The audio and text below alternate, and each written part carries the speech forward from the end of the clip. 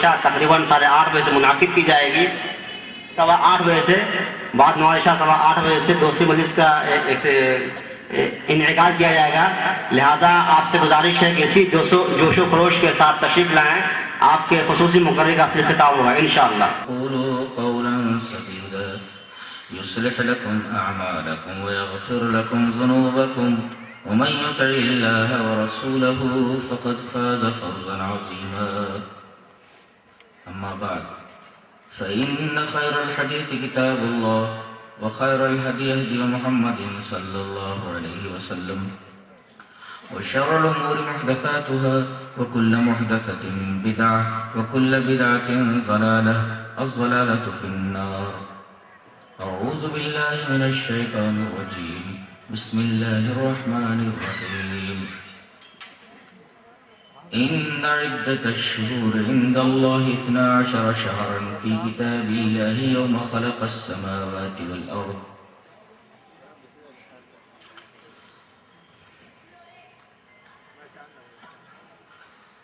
منها 4 حرم ذلك الدين القيم فلا تظلموا فيهن أنفسكم وقاتلوا المشركين كافة كما يقاتلونكم كافة واعلموا أن الله مع المتقين. وقال الله تعالى واتل عليهم نبأ ابني آدم بالحق. وقال الله تعالى اليوم أكملت لكم دينكم وأتممت عليكم نعمتي ورضيت لكم الإسلام دينا. حضرات علماء کرام، محترم بزرگوں، نوجوان بھائیوں، پیارے بچے، خواتین اسلام،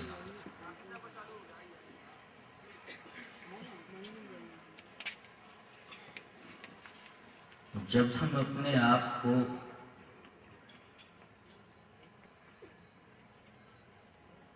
مسلمان کہتے ہیں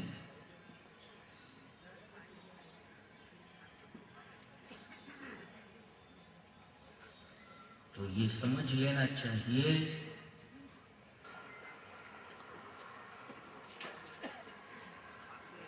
ظاہر ہے کہ اسلام اسی چیز کو کہتے ہیں جو آسمان سے جناب محمد رسول اللہ صلی اللہ علیہ وسلم پر اترا اور آپ نے بلا کم و کاست انڈیمنشڈ اسے امت تک پہنچا. اب آپ سوال کریں گے کہ نبی پر وہ کون سی چیز اتری؟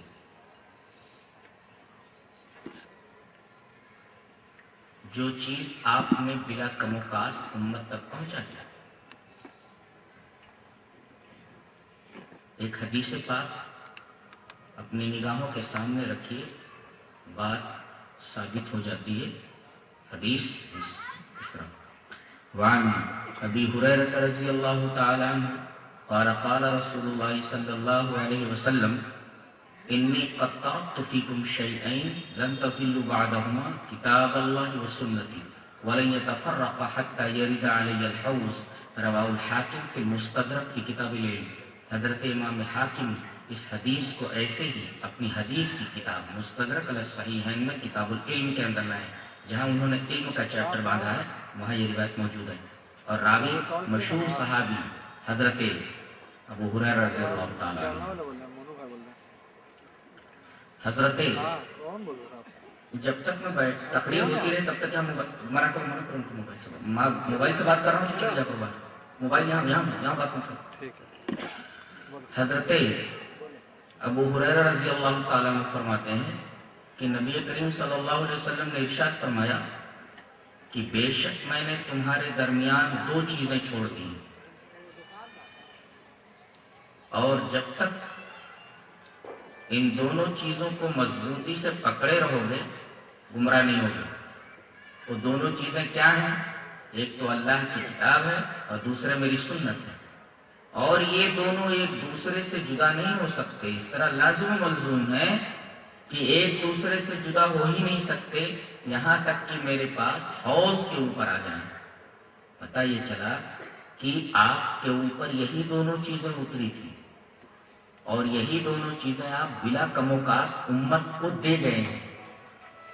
اور امت جب تک ان دو چیزوں کو پکڑے رہے تو اسی کا نام بدعت ہے. شریعت مکمل ہو جانے کے بعد کچھ کم کرنا کچھ زیادہ کرنا دیٹس کالڈ بدعت. اسی کا نام بدعت ہے.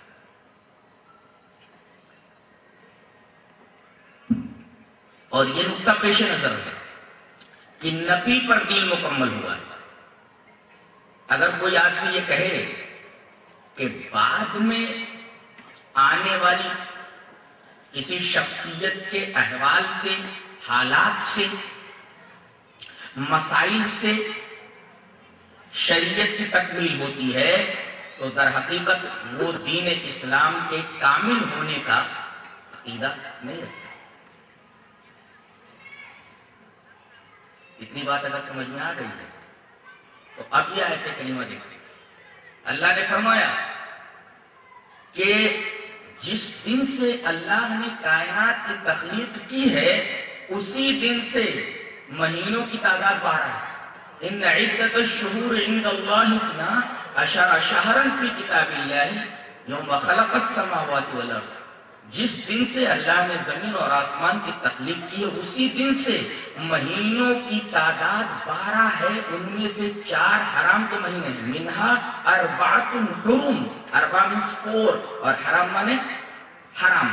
تو 4 مہینے ان 12 مہینوں میں حرام کے مہینے ہیں.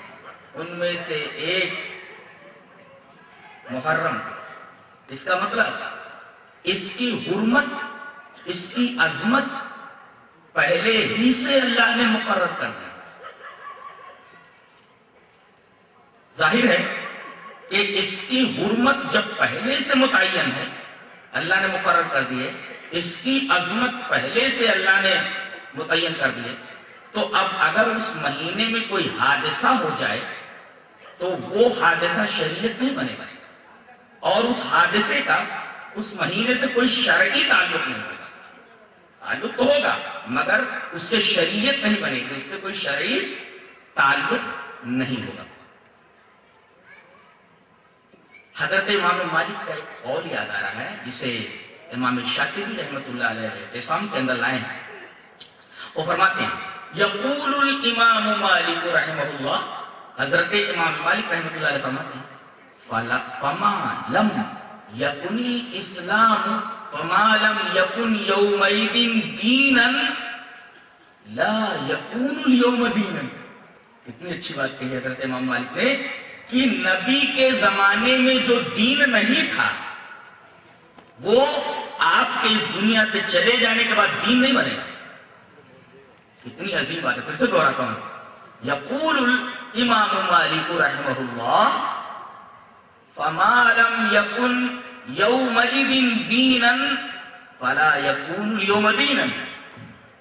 نبی کے زمانے میں، اس وقت کے زمانے میں، صحابہ کے زمانے میں جو بات دین نہیں تھی وہ آپ کے بعد دین نہیں بن سکتی. یہ مہینہ جو چل رہا ہے محرم کا، اتفاق سے اس مہینے کے اندر نبی کریم صلی اللہ علیہ وسلم کے کہ نبی پر دین مکمل ہو چکا ہے، اس کے بعد اگر کوئی واقعہ رونما ہوتے مسلمہ کی، یہ عجیب حالت ہے کہ جو واقعہ دین سے تعلق نہیں رکھتا تھا اسی کو مکمل دین سمجھ لیا گیا اور دین کا سب سے بڑا جز اسی کو مان لیا گیا کہ اگر اس کو نہ تسلیم کیا جائے تو مسلمان ہی نہیں. یہ عقیدہ کیا گیا. کسی صاحب نے بیان کیا کہ دو بھائی محرم کے مہینے میں وہ علم لے کر کے چل رہے تھے. راستے میں عصر کی اذان ہو گئی. ایک بھائی نمازی تھا, اتنا اہم کام چھوڑ کر کے یہ محرم کا جو علم ہے وہ چھوڑ کر کے اس کو پکڑنا کتنا بڑا ثواب کا کام ہے اور اسلام کا کتنا بڑا رکن ہے, اس کو چھوڑ کر تو نماز پڑھنے جا رہا ہے. یعنی اس معاملے کو وہ سچے مسلمان کی گردن شرم سے جھک جاتا ہے. اور جب اس کے خلاف کوئی بات کہی جاتی ہے تو الزام یہ عائد کیا جاتا ہے کہ انہیں اہل بیت سے محبت نہیں, انہیں حضرت حسین رضی اللہ تعالیٰ عنہ سے قد ہے, یہ نبی کے نواسے سے نفرت کرتا ہے. حالانکہ میں یہ کہوں تو بھیجا نہ ہوگا کہ حضرت حسین سے, اہل بیت سے محبت کرنا ایمان کا حصہ ہے. دلیل یہ حدیث پاک. وعن ابی ہریرہ رضی اللہ تعالی عنہ قال قال رسول اللہ صلی اللہ علیہ وسلم من احب الحسن والحسین فقد احبنی ومن ابغضہما فقد ابغضنی. رواه ابن ماجہ فی باب فضائل اصحاب النبی صلی اللہ علیہ وسلم. وقال الالبانی هذا حدیث حسن, یہ حدیث حسن درجے کی ہے. علامہ البانی نے اس پر حسن درجے کا حکم لگایا ہے کہ یہ حسن درجے کی حدیث ہے اور راوی حضرت ابو ہریرہ ہے. حضرت ابو ہریرہ رضی اللہ تعالیٰ عنہ فرماتے ہیں کہ رسول اللہ صلی اللہ علیہ وسلم نے ارشاد فرمایا, جو آدمی حسن سے اور حسین رضوان اللہ تعالی علیہما سے محبت کرتا ہے وہ مجھ سے محبت کرتا ہے. ومن ابغضہما, اور ان دونوں کے تعلق سے جو آدمی اپنے دل میں کینہ رکھتا ہے در حقیقت وہ مجھ سے کینہ رکھتا ہے. اس حدیث کو سامنے رکھتے ہوئے, اس حدیث کے پرسپیکٹو میں, اس حدیث کے تناظر میں, کیا کوئی مسلمان یہ مان سکتا ہے کہ شریعت پر چلنے والا, اپنے آپ کو مسلمان کہنے والا حضرت حسین رضی اللہ تعالیٰ عنہ سے کینہ رکھ سکتا ہے, بغض رکھ سکتا ہے, نفرت کر سکتا ہے؟ قطعاً نہیں. یہ سراسر ایک الزام ہے. یہاں تک کہ حضرت حسین رضی اللہ تعالی عنہ اور حضرت حسن رضی اللہ تعالی عنہ کے بارے میں ایک اور حدیث آئی ہے حضرت حسین خدری سے, جس کو جنت میں تو سارے نوجوان ہی جائیں گے, ہاں داڑھی نہیں ہوگی, مونچھیں نہیں ہوں گی, سارے کے سارے اجرت اور امرت ہوں گے اور بہت ہی خوبصورت بنا کر ڈالے جائیں گے. آج تو آدمی کی تصویر بچپن میں کچھ رہتی ہے, جوانی میں کچھ رہتی ہے, اور جوانی کے بعد آدمی مینٹین میں لگا رہتا ہے.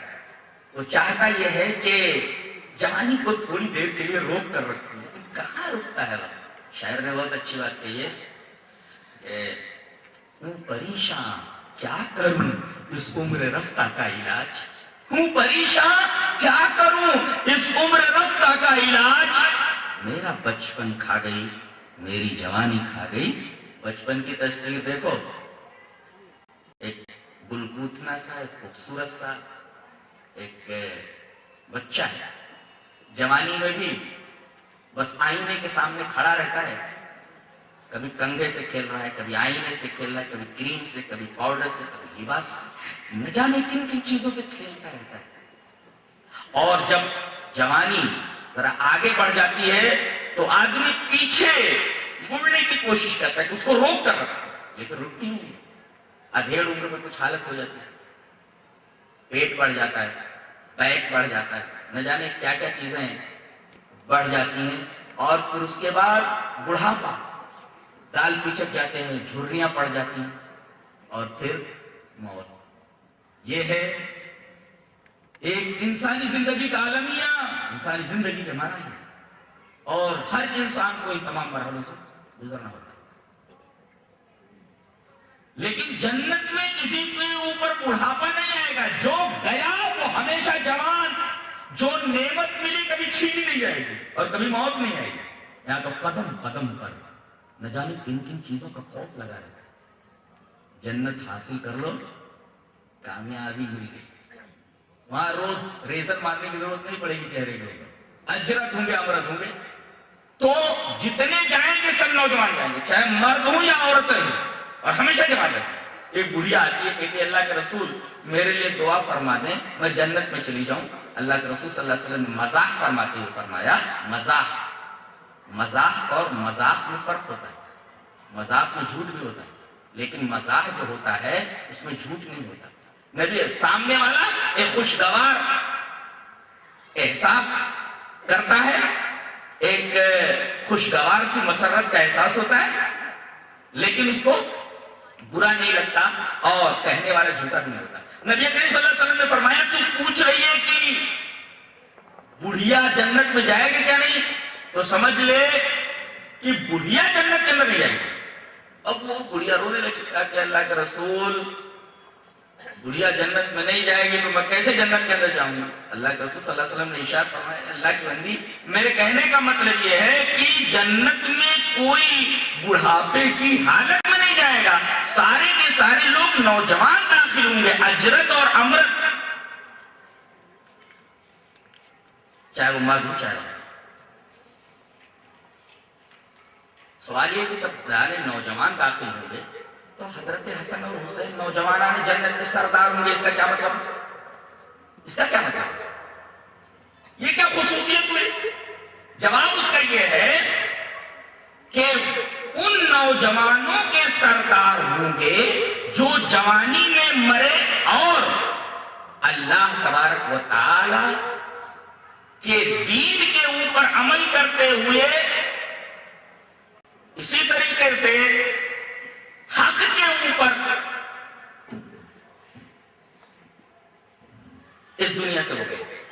تو ایسے تمام نوجوان جو فی سبیل اللہ مارے گئے، اللہ کی راہ میں مارے گئے، ایسے تمام نوجوانوں کے سردار حضرت حسن اور حسین۔ تو حضرت حسن اور حسین کی فضیلت تو ان دونوں احادیث سے ظاہر ہے۔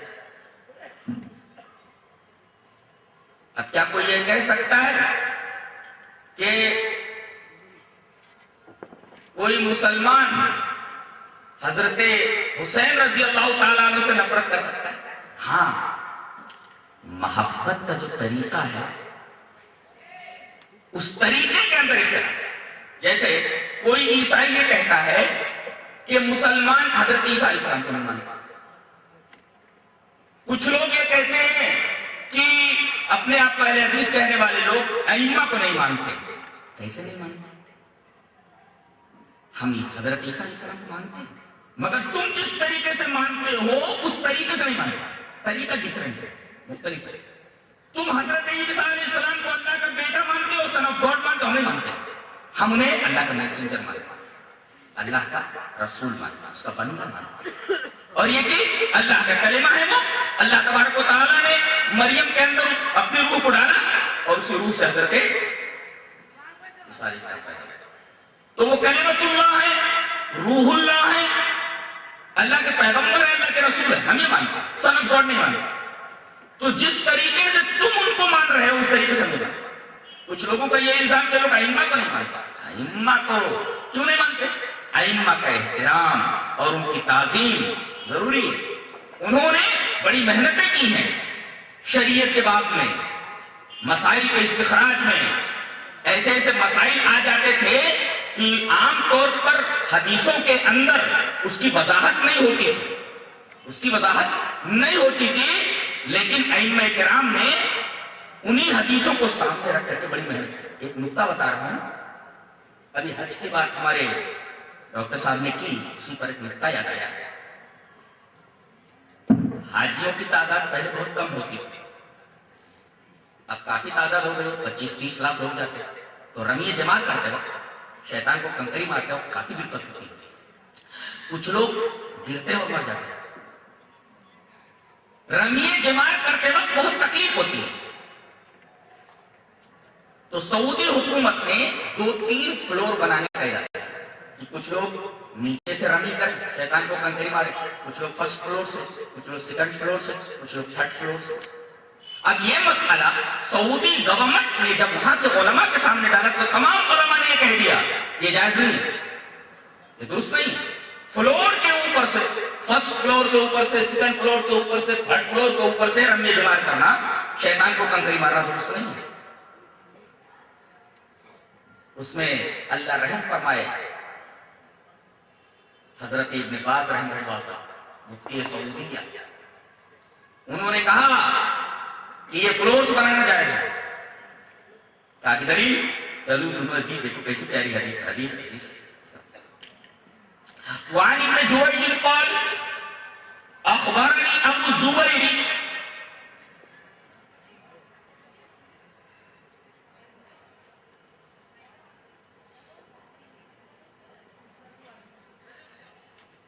ان ابا هريره رضي الله تعالى عنه قال رايت النبي صلى الله عليه وسلم يرمي على راحلته يوم النحر ويقول لتأخذوا مناسككم لعلي لا أحج بعد حجتي هذه۔ رواہ مسلم کی کتاب الحج، حضرت امام مسلم رحمہ اللہ اس حدیث کو کتاب الحج کے اندر لائے۔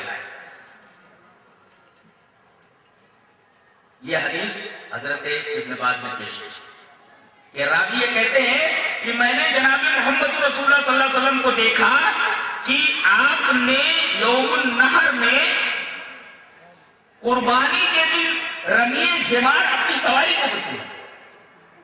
آپ کو معلوم ہونا چاہیے کہ آپ صلی اللہ علیہ وسلم نے زندگی میں صرف ایک حج کیا۔ ابھی حج کے بارے میں ڈاکٹر صاحب بتا رہے تھے اور جملوں میں ایک طریقے کی تلخی آ گئی تھی، وہ تلخی بالکل بجا ہے۔ ایک بات کہہ دوں کہ یہ سارے احکام ان کو ہم بجا لانے کے لیے بڑی کوششیں کرتے ہیں، محنتیں کرتے ہیں، پیسہ بھی خرچ کرتے ہیں، مگر ہمارے یہاں ڈسپلن اور طریقہ نہیں ہے۔ مثلا میں کہتا ہوں کہ ایک شہر کے مسلمانوں کے چرم کو اگر جمع کر دیا جائے اور آپ سب سے چاہتا ہوں جی سر، اعلان کے ساتھ کے جلسہ جی سر، کے اختتام کا اعلان ہے۔ السلام علیکم ورحمۃ اللہ طرف جا رہا ہے دے آتے ہیں۔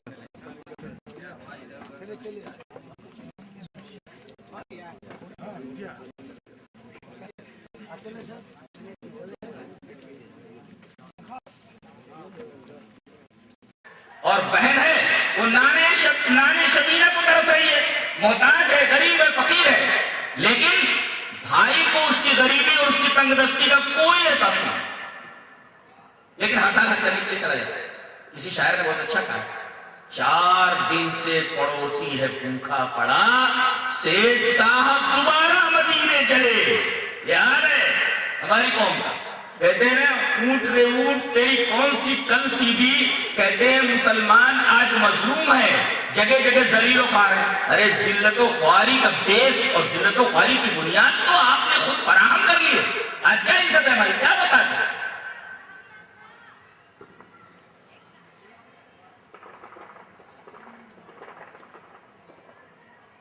نبی کریم صلی اللہ علیہ وسلم نے اپنی زندگی میں ایک فرمایا 4 عمریں، اور آپ کا حج قران تھا، حج تمتع کو اجازت دی، آپ کا حج قران تھا اور آپ نے زندگی میں صرف ایک حج کیا اور 4 عمرے کیے۔ اس حج کے اندر آپ نے جو شیطان کو کنکری ماری ہے وہ اونٹنی پر سوار ہو کر کے۔ حضرت ابن باز نے اسی حدیث سے استدلال کرتے ہوئے کہا کہ نبی نے جو رمی جمار کیا ہے، شیطان کو کنکری ماری ہے، وہ سواری کے اوپر سے کی ہے، تو زمین سے بھی رمی جمار کر سکتے ہو اور سواری پر سے بھی۔ یہ سواری پر سے رمی جمار کرنا اس بات کی دلیل ہے کہ فلور بنا کر کے فلور سے حاجی رمی جمار کرنا، اور تمام علماء نے اس فتوے کو تسلیم کیا اور ہر ایک نے اپنی رائے اس کے حق میں بھی سوال کر دیا اس فتوے کو، تاکہ فلور اگر بنا دیے جائے حاجیوں کی آسانی کے لیے، تو فلور پر سے بھی اگر رمی جمار ہوتا ہے جماعت کر سکتے ہیں.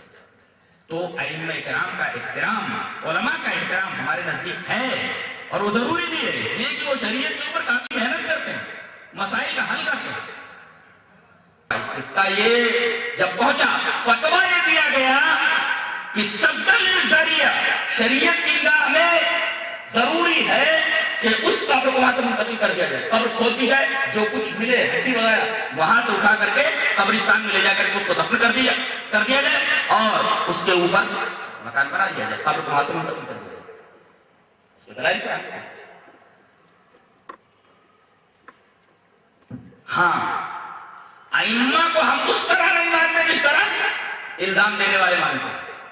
وہ کہتے ہیں کہ نبی کی بات آ جانے کے بعد بھی نبی کی بات کو ایک طرف رکھ دیا جائے، امام کی بات کو لے لیا جائے. ہم پسند زیادہ یہ الزام کرتے ہیں ائمہ کی تسلیم. یہ تو ایسے ہوگا جیسے عیسائی کہتے تھے پابند تھے، نماز اس طرح پڑھتے تھے جیسے ان کے نانا پڑھتے تھے، روزہ اس طرح رکھتے جیسے ان کے نانا رکھتے تھے، زکات اس طرح دیتے تھے جیسے ان کے نانا دیتے تھے. اسی طریقے سے نکل پڑے، وہ ایک چیز کو انہوں نے حق سمجھا، نکل پڑے، اور مظلومانہ شہادت ان کی عمل میں. تو حضرت حسین رضی اللہ تعالیٰ سے محبت، یہ تو جز نہیں مانتے، مگر جس طریقے سے تم محبت کرتے اس طرح محبت کرتے. علم اٹھانا، تعزیہ بنانا، ماتم کرنا. ابھی دیکھیے، ماتم کرنے کی اجازت اس وجہ سے نہیں تو نبی نے منع فرمایا. دلیل یہ حدیث پاک وعن عبد الله رضی اللہ تعالیٰ عنہ قال ان رسول اللہ صلی اللہ علیہ وسلم قال ليس منا من لطم الحدود وشق الجيوب ودعا بدعوى الجاہلیہ. رواه البخاری فی کتاب الجنائز. حضرت امام بخاری رحمہ اللہ اس حدیث پاک کو اسی کتاب الجنائز کے اندر لائے. جنازے کا چیپٹر جہاں وہاں یہ حدیث موجود ہے. حضرت عبداللہ بن مسعود سے روایت کرام ہے. حضرت عبداللہ بن مسعود فرماتے ہیں کہ رسول اللہ صلی اللہ علیہ وسلم نے ارشاد فرمایا، وہ آدمی ہم میں سے ہے ہی نہیں، اور سے لیس منا، وہ آدمی ہم میں سے ہے ہی نہیں جو گالوں کے اوپر تماچا مارے. آج کل کی عورتیں جو بالکل جاہل ہوتی ہیں، جن کو شریعت وغیرہ کی باتیں معلوم نہیں ہوتی، تو یہ توبہ کرتے وقت گالوں کے اوپر تماچا مارنے کا کیا مطلب ہے؟ تو جائز نہیں ہے. من لطم الحدود، جو آدمی گالوں کے اوپر تماچے مارے، وہ شق الجیوب، اور سینہ کوبی کرے، کپڑے کو پھاڑ ڈالے، وہ دعا بدعوى الجاہلیہ، اور جاہلیت کی پکارے. ان تمام چیزوں سے مانا کیا ہے؟ سینہ کوبی، چہروں کے اوپر تماچا مارنا، غریبان کو چاک کرنا، جاہلیت کی پکارنا. یہ تمام چیزیں ایسی ہیں کہ نبی نے فرمایا وہ آدمی جو ان چیزوں کا کرنا، بیان کرنا، فضائل اور مناقب بیان کر کے سینہ کوبی کرنا، دیٹ از کالڈ النیاح. یہ جاہلیت کا کام ہے. النیاحۃ من امر الجاہلیہ، نیاحت یہ جاہلیت کا کام ہے. وَإِنَّ النَّائِحَةَ، نوحہ کرنے والی عورت یا مرد بھی ہو، اذا ماتت، اگر مر جائے، ولم تتب، اور توبہ نہیں کیا ہے اس نے، تو نوحہ کرنے والی عورت اور مرد کے اوپر یہ گناہ ہے، سزا اس کی یہ ہے کہ قطع اللہ، اگر توبہ کرنے سے پہلے مر گئی تو قطع اللہ لہا ثیابا من قطران، تو تار کول کا لباس اللہ اس کے لیے کاٹ دے گا. تو تار کول کا لباس پہنا کے جانے پر ڈال دیا جائے، اور درہم من لہب النار، یا آگ کے شعلے کی زرہ پہنا دی جائے گی اس کو. اتنا بڑا گناہ نوحہ کرنا. اب ظاہر ہے چونکہ حدیث میں نوحہ کی اور ماتم کی، سینہ کوبی کی، بین کی ممانعت ہے، لہذا ہم وہ نہیں کرتے. اب ہم یہ نہ کریں تو اس کا یہ مطلب نہیں کہ ہم حضرت حسین رضی اللہ تعالیٰ سے محبت کرتے. محبت کا یہ طریقہ خود ساختہ، محبت کا طریقہ اللہ بتائے گا کہ محبت کسی سے کیسے کی جائے. ہمارے خود ساختہ محبت کے طریقے شریعت میں چلنے والے نہیں ہیں. جیسے بعض غیر مسلم یہ کہتے ہیں کہ بھئی ایسا ہے کہ یہ جو آپ لوگ قربانی کرتے ہیں یہ جیو ہتیا ہے. اچھا، ایک صاحب کہنے لگے تو میں نے کہا کہ یہ بات جو آپ کہہ رہے ہیں کہ یہ جیو ہتیا اچھا نہیں، جانور کو ذبح کرنا اس کا گوشت کھانا درست نہیں ہے. یا آپ دھرم سے کہہ رہے ہیں یا کام سے کہہ رہے ہیں؟ کام مانے خواہش. خواہش سے کہہ رہے ہیں آپ کہ آپ دھرم کی روشنی میں کہہ رہے ہیں. چپ ہو گئے اس لیے کہ دھرم کو اجازت دیتا ہے. جی دھرم اجازت دیتا ہے. آدمی خواہشات کا متبع ہو جائے, خواہش جو کچھ کرے وہ کرے, اس کی اجازت نہیں. اللہ جو کہے آدمی کو دھرم کار کا ہونا چاہیے, کام کار کا نہیں. اور صرف قرآن حکیم نہیں, دنیا کے تمام مذاہب کی کتابیں یہ بتاتی ہیں کہ آدمی اپنی عقل سے یہ نہیں کہہ سکتا کہ یہ چیز اچھی ہے. شاستر بتائے, گیتا کے ایک شلوک میں نے دیکھا, اس کے اندر لکھا ہے یہ شاستر ودھی مت سرجے. اس میں اس طریقے کی غیر محسوس طریقے میں تبلیغ کی جاتی ہے کہ آدمی دہریہ ہوتا چلا جاتا ہے. اس میں جب کوئی بات آتی ہے, اب وہ حوث کو محبت کہتے ہیں, کسی لڑکی کو کسی نے پسند کر لیا تو کہتے ہیں کہ اب یہ اس سے محبت ہوئی, تو اب کیا کرنا؟ تو اب اس میں تعلیم دینے والے ہوتے ہیں, کہتے ہیں بیٹا تیرا جو دل کہہ رہا ہے وہ تو کر, تیرا جو دل کہہ رہا ہے وہ کر. جبکہ کسی بھی مذہب کی کتاب میں کام کرنا کی اجازت نہیں ہے. اس لیے کہ انسان کی عقل متعین نہیں کر سکتی کسی چیز کو کہ یہ چیز صحیح ہے یہ چیز غلط ہے. عقل بیچاری ڈھونڈی لگی ہے. اب بتائیے, عقل تو یہ کہتی ہے, عقل کا جہاں تک معاملہ, عقل کے اوقات بتاتا ہوں. بہن ہے, آدمی خوبصورت ہے, ہائٹ ہے, اچھی ہے, سگھڑ ہے, کھانا بنانے میں ماہر ہے, اور وہ اپنے بھائی کے ساتھ پلی بڑھی ہے. اس کی عادتوں سے اس کا بھائی اچھی طرح واقف ہے, ساری خوبیاں اس لڑکی میں. عقل یہ کہتی ہے کہ اسی سے شادی کر لی جائے. جبکہ وہ بہن سے شادی نہ کر کے ایک ایسی لڑکی کو لاتا ہے جس کے ساتھ وہ پلا بڑھا رہی ہے, جس کے ساتھ اس نے اپنی زندگی کے بیشتر اوقات میں گزارے. عقل یہ کہتی ہے کہ بہن سے شادی کر لے, لیکن شاستر یہ کہتا ہے کہ بہن سے شادی کی جاتی ہے حرام. قرآن حکیم کہتا ہے بہن سے شادی حرام ہے. جہاں محرمات کا تذکرہ ہے بیان کر دیا گیا کہ بہنوں سے شادی حرام. جب عقل یہ کہتی ہے کہ بالمقابل دوسری لڑکیوں کے یہ لڑکی چونکہ اپنے بھائی کے ساتھ پلی بڑھی ہے اور بھائی اس کے اخلاق و عادات سے اچھی طرح واقف ہے, لہٰذا اسی سے شادی کر لینا. دوسری ایسی لڑکی جس کے مزاج سے وہ واقف نہیں ہے, لانے سے ہو سکتا ہے پرابلمس پیدا ہو, تو عقل یہ کہتی ہے بہن سے شادی کر لے. اگر یہ کہہ دیا جائے کہ دل جو کہے آدمی وہی کرتا جائے, اس سے تو پورے معاشرے کا مزاج ہی بگڑ جائے گا. ہر آدمی اپنے دل سے کرنے لگے کوئی بات تو قانون ہی نہیں رہ جائے. کیا کسی ملک کا قانون یہ اجازت دے سکتا ہے کہ آدمی جو چاہے کرے؟ Basic English reader for high school کے اندر میں نے ایک مضمون پڑھا تھا, عنوان تھا رولز آف دا روڈ, سڑک کے قوانین. تو اس میں بتایا گیا کہ سڑک کے کچھ قوانین ہوتے ہیں. بتایا کہ ایک صاحب چلے جا رہے ہیں اور اپنی چھڑی کو کبھی وہ ٹیکتے ہیں اور کبھی وہ چاروں طرف گھماتے ہوئے چل رہے ہیں. ایک آدمی جو پاس سے گزر رہا تھا کہنے لگا کہ جناب چھڑی ٹیکنے کے لیے ہوتی ہے, سہارا لینے کے لیے ہوتی ہے, آج اس کو چاروں طرف گھما رہے ہیں.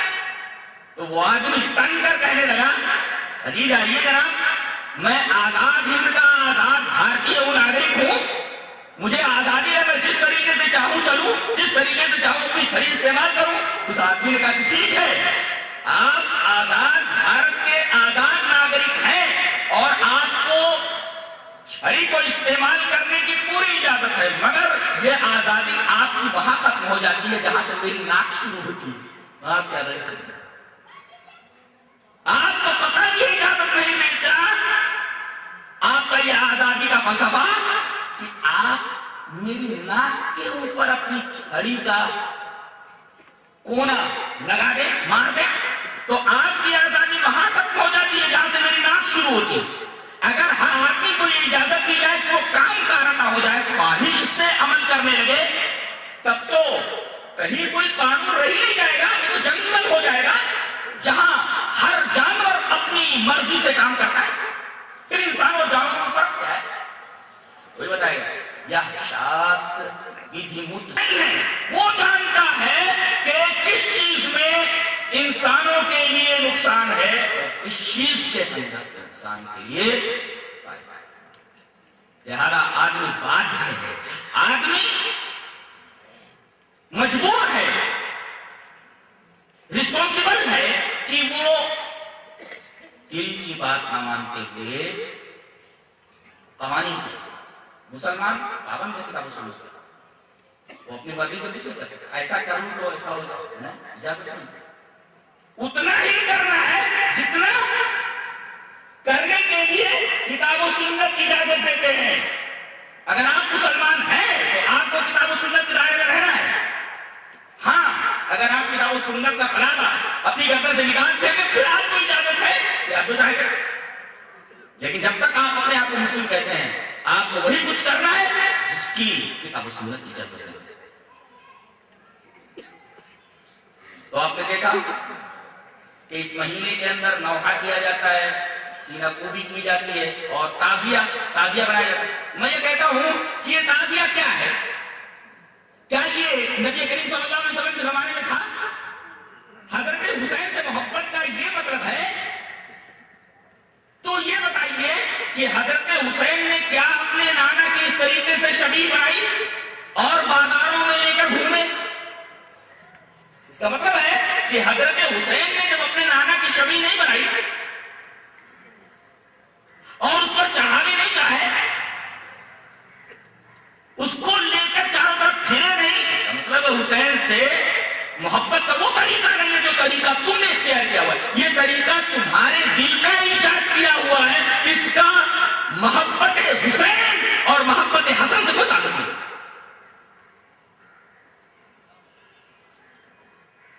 حسین نے جب یہ نہیں کیا تو آپ کیسے کہہ سکتے ہیں؟ اور ان کے بارے میں کیسے کہہ سکتے ہیں کہ آپ حضرت حسین رضی اللہ عنہ سے محبت کا ہی طریقہ ہے؟ محبت کا طریقہ آپ کو خود سامتا ہے، آپ کو اجازت نہیں کہ محبت کے طریقہ آپ خود ایجاد کریں۔ محبت کا طریقہ اللہ بتائے گا، جیسے اللہ کو ہم نے دیکھا ہے، اللہ کہہ رہا مجھ سے محبت کرو، یہ کہا گیا والذین آمنوا اشد حبا للہ، مومن وہ ہیں جو اللہ سے سب سے زیادہ محبت کرتے ہیں۔ اب مومن پریشان محبت کے لیے کسی آدمی کو دیکھنا ضروری ہے۔ ارے بھائی کوئی لڑکا کسی سے لڑکی سے محبت کرتا ہے، بیوی سے محبت کرتا ہے، اس سے محبت کرتا ہے، ان سے محبت کرتا ہے، وہ چیز مری ہوتی ہے، سین ہوتی ہے، چیز دکھائی دیتی ہے۔ اب اللہ کہہ رہا ہے مومنوں سے کہ تم سب سے زیادہ مجھ سے محبت کرو۔ سوال یہ ہے کہ میں نے تجھے دیکھا نہیں، میں تجھ سے محبت کیسے کروں؟ یہ سوال پیدا ہوگا۔ اللہ نے اسی سوال کا جواب دیا کہ مجھ سے محبت کا ایک طریقہ، تم لوگوں نے مجھے نہیں دیکھا نا، ٹھیک ہے، تم لوگوں نے مجھے نہیں دیکھا، اب میں کہہ رہا ہوں مجھ سے محبت کرو، تو مجھ سے محبت کا ایک طریقہ میں بتاتا ہوں، وہی طریقہ چلے مجھ سے محبت کا وہی طریقہ کیا بتائے گا اللہ؟ قل ان کنتم تحبون اللہ، کہہ دیے آپ کہ اگر تم اللہ سے محبت کرنا چاہتے تو اس کا ایک طریقہ فاتبعونی، میری اتباع کرو۔ کتنے اچھے میری اتباع کرو، اگر تم اللہ سے محبت کرنا چاہتے ہو تو تم میری اتباع کرو۔ گویا کہ رسول کے راستے پر یا رسول کی جتنی اتباع کرے گا اتنی زیادہ اللہ سے محبت کرنے لگے گا، اور رسول کے راستے سے جتنا ہٹتا چلا جائے گا اللہ کی محبت کو اتنی کمی ہوتی چلی جائے گی۔ گویا اللہ تبارک و تعالیٰ کی محبت کا معیار مطلق وہ دولنی کرائی گئی، معیار مطلق صرف رسول کی طرف۔ ایسے ہی جب معلوم ہوا کہ اللہ تبارک و تعالیٰ سے محبت کا ایک ہی طریقہ ہے رسول کی اتباع، تو حسین سے محبت کا بھی ایک طریقہ یہ ہے کہ آدمی اگر حسین سے محبت کا دعویٰ کرتا ہے تو وہ نبی کریم صلی اللہ علیہ وسلم کی اتباع کرے گا، رسول کی جتنی اتباع کرے گا اتنی زیادہ حسین سے محبت کرے گا۔ یہ مطلب اس لیے کہ محبت کا طریقہ اللہ بتائے، اللہ نے بتا دیا مجھ سے محبت کا طریقہ یہ ہے، میرے نبی کی اتباع کرو۔ حسین سے محبت کا طریقہ یہ ہے کہ ان کے نانا نے جو کچھ کیا اس طریقے کو عمل میں لاؤ، اس طریقے کو پھیلاؤ، یہی حسین سے محبت کا طریقہ ہے۔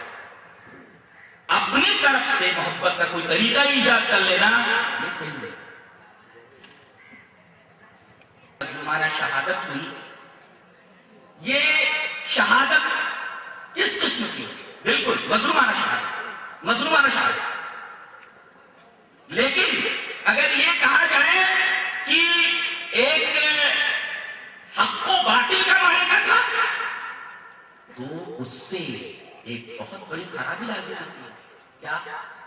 اگر اس کو کہہ دیا جائے کہ یہ مارے کے حق کو باطل تھے، حق اور باطل کی لڑائی تھی، ایک اعتراض ہوگا. کیسے؟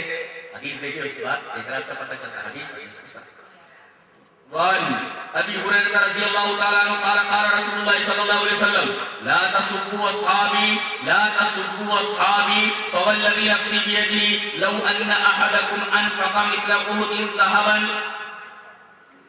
ما ادرك مد احدهم ولا نصيبا رواه مسلم في كتاب الفضائل. حضرت امام مسلم اس حدیث پاک کو اسی کتاب الفضائل کے اندر لایا.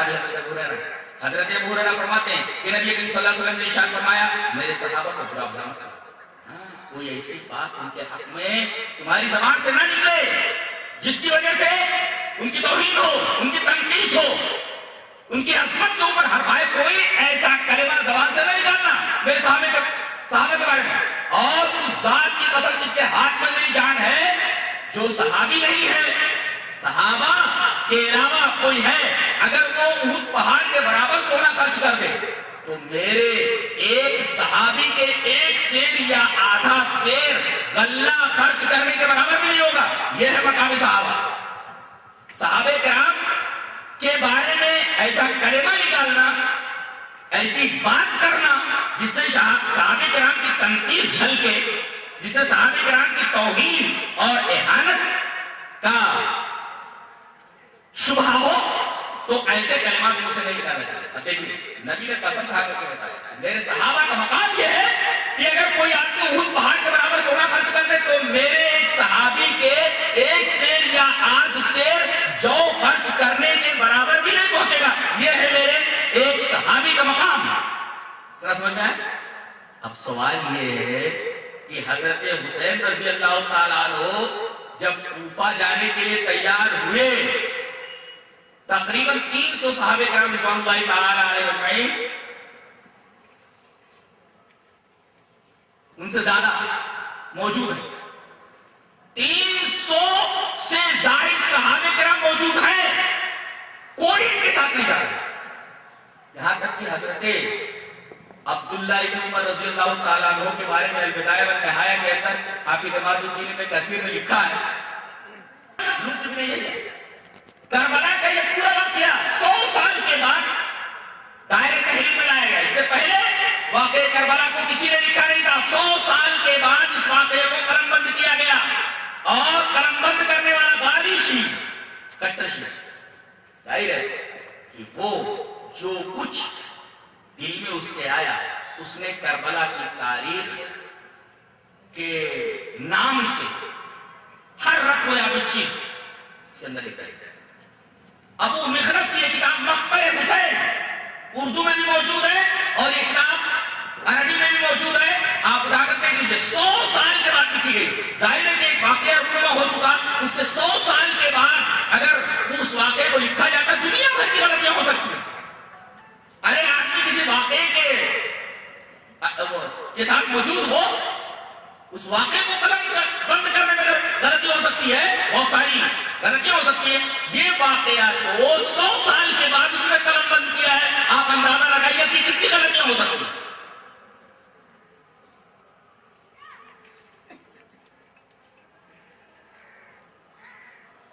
جہاں تک اس واقعے کا معاملہ ہے، میں اس کے اوپر سرسری واقعہ آپ کے سامنے بیان کر دیتا ہوں، اس لیے کہ قرآن حکیم نے لکھنے والوں کے تعلق سے اور بیان کرنے والوں کے تعلق سے ایک اصول بتایا ہے کہ آدمی تاریخ بیان کرے، کوئی واقعہ بیان کرے، تاریخ لکھے، واقعہ لکھے، تو ایک بات کو ہمیشہ پیش نظر رکھے. قرآن حکیم نے وہ دعوت دی ہے. کیا؟ وَاتْلُ عَلَيْهِمْ نَبَأَ ابْنَيْ آدَمَ بِالْحَقِّ. اے ہمارے حبیب، اے ہمارے نبی جناب محمد رسول اللہ صلی اللہ علیہ وسلم، آپ آدم کے دونوں بیٹوں کا واقعہ بیان فرمائیے حق کے ساتھ. حق کے ساتھ. یہ حق کیوں لگے؟ آدم کے دونوں بیٹے کون؟ حابیل اور قابیل. دونوں نے اللہ کے راہ میں قربانی پیش کی. ایک کی قربانی قبول ہو گئی، ایک کی قربانی قبول نہیں ہوتی. نیت ٹھیک نہیں تھی، دوسرے کی نیت اچھی تھی. پتہ یہ چلا کہ قربانیوں کا فیصلہ نیت کے اوپر ہوتا ہے. 50 بکرے لے آئے، نیت اگر ریا کی ہے تو اسے کچھ ثواب ملنے والا نہیں. اس اس لیے کہ اللہ کے پاس نہ تو گوشت پہنچتا نہ اسے پہنچتا ہے. پہنچنے والی چیزیں کی اگر وہ نہیں پہنچی تو قربانی کہاں ہوئی؟ قربانی ہوئی ہی نہیں. اب یہاں آدم کے 2 بیٹوں کا واقعہ آپ حق کے ساتھ بیان کیجیے. حق یعنی ٹروتھ، ہر زاویہ اس واقعے کا سچا ہونا چاہیے. وَاتْلُ عَلَيْهِمْ نَبَأَ ابْنَيْ آدَمَ بِالْحَقِّ، آپ آدم کے 2 بیٹوں کا واقعہ حق کے ساتھ بیان کر دیجیے. گویا اللہ نے کسی واقعے کو لکھنے کے لیے، کسی واقعے کو بیان کرنے کے لیے یہ ضروری قرار دیا ہے کہ آدمی جب سے واقعہ بیان کرے، واقعہ لکھے تو سچائی کو ہاتھ سے نہ جانے دے. آج کتنے مورخین ہیں جو تاریخی حقائق کو توڑ مروڑ کر کے، مسخ کر کے دنیا والوں کے سامنے پیش کریں. وہاں کوئی چیز تھی کہتے نہیں تھی، وہاں کوئی چیز نہیں تھی کہتے کہ تھی. ظاہر ہے کہ یہ تاریخ کے ساتھ خطرناک قسم کی بدلیاں رہتی ہے. اور جو لوگ اپنی تاریخ سے کٹ جاتے ہیں، ماضی سے کٹ جاتے ہیں، وہ کبھی کامیاب نہیں ہوتے. آدمی کو چاہیے کہ اپنی تاریخ سے جڑا رہے، آدمی تاریخ سے اپنے ماضی سے جڑا رہے. ظاہر ہے کہ تاریخ سے جب جڑا رہے گا، تاریخ سچی ہونی چاہیے تب نا، تب جڑے رہنے میں کوئی فائدہ ہے. وَاتْلُ عَلَيْهِمْ نَبَأَ ابْنَيْ آدَمَ بِالْحَقِّ، اے ہمارے رسول آپ آدم علیہ السلام کے 2 بیٹوں کا واقعہ سچ سچ بیان کر دیجیے. گویا کوئی واقعہ بیان تو سچ بیان کریں، کوئی واقعہ لکھیں صحیح لکھیں. اس بات کو پیش نظر بہت سارے مورخین، بہت سارے لیکھک نہیں کرتے، لیکن بعض لوگ اس کا اہتمام کرتے ہیں. اب جیسے یہی ہے کربلا کے واقعے کے اوپر جو غلط فہمیوں کے، مس انڈرسٹینڈنگز کے بہت سارے غبار پھیلے ہوئے تھے، بہت سارے محققین میدان میں آئے اور انہوں نے اس واقعے کے اوپر سے وہ تمیز پردے ہٹا دیے اور حقیقت بے نقاب ہو کر کے سامنے آ گئی اور کربلا کا حقیقی پس منظر ہماری نگاہوں کے سامنے آ گیا. بہت سارے لوگوں نے کوشش کی ہے، تاریخ کی کتابوں کو انہوں نے کھنگال ڈالا ہے. ہوا کیا؟ اب ہم یہاں سے بیان کرنا چاہیں گے کہ اصل میں واقعہ تھا کیا. ایک حقیقت تھی جس کو فسانہ بنا لیا گیا. آئیے قرآن حکیم کے بیان کے مطابق سچ سچ جو واقعہ ہے، جس میں بیان کرنے میں مورخین نے، سچے مورخین نے کوئی دقیقہ فروغ گزاشت نہیں کیا ہے اور سچائی کو سامنے لانے میں بڑی محنتیں کریں.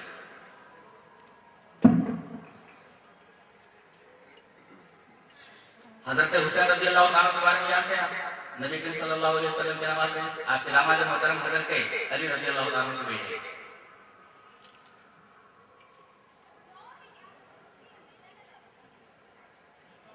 آپ کو سن کر حیرت ہوگی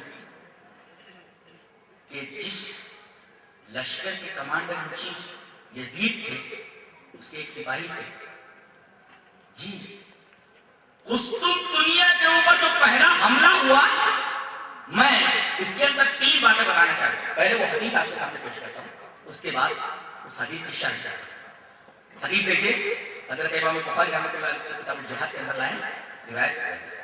حدثنا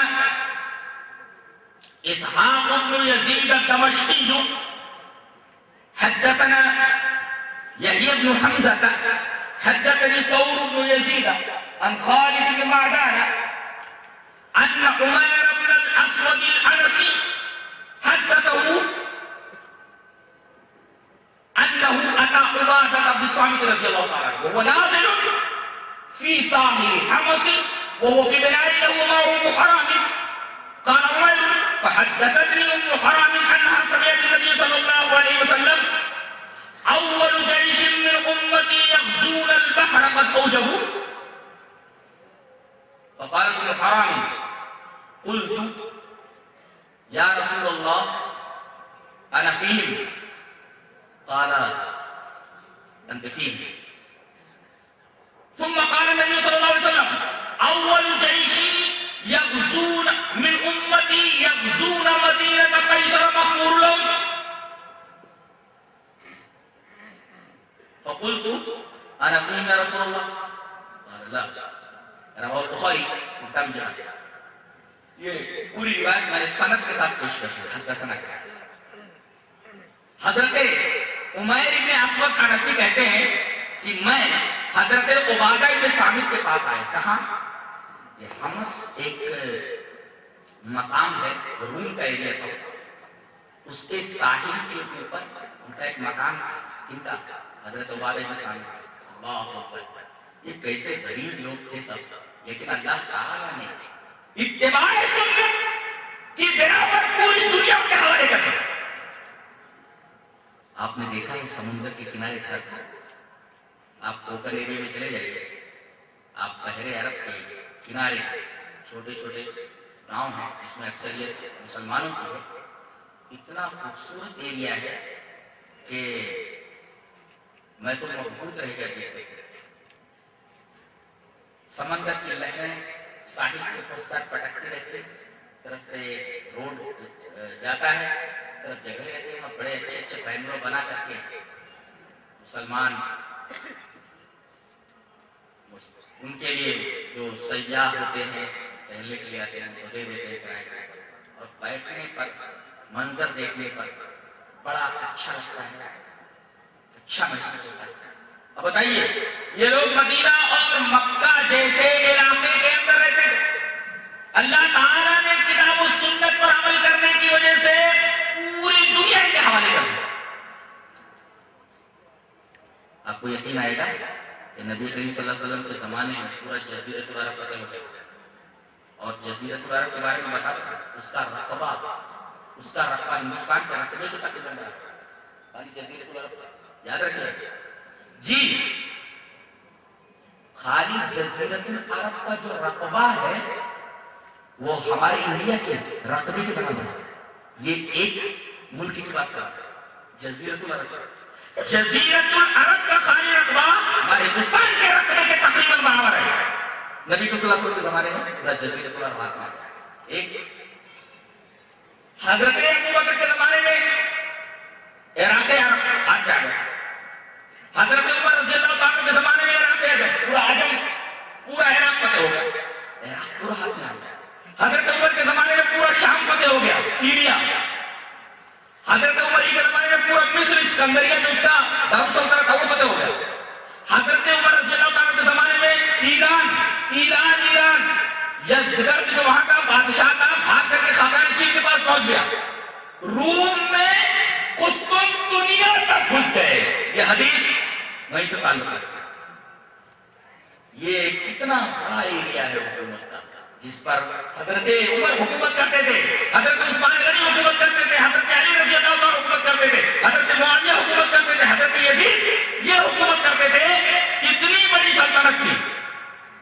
تو حمص جو ہے یہ بالکل ساحل کے اوپر تھا، سمندر کے، وہاں حضرت عبادہ بن صامت کا ایک مکان تھا، وہ بھی میرا ہی لہو، وہ اپنے مکان پہ تھے، وہ معروف و حرام، ان کے ساتھ ان میں حرام تھی۔ میں کہتے ہیں کہ نبی کریم صلی اللہ علیہ وسلم کے بارے میں حضرت عبداللہ ابن ابی سرح جو بہت بڑے کمانڈر ان چیف تھے ان کے حوالے کیا اور کہا کہ اس بحری ڈیرے کو لے کر کے تم آگے بڑھو قبرص کی طرف، اور ایک ڈیرا لے کر کے میں خود آ رہا ہوں۔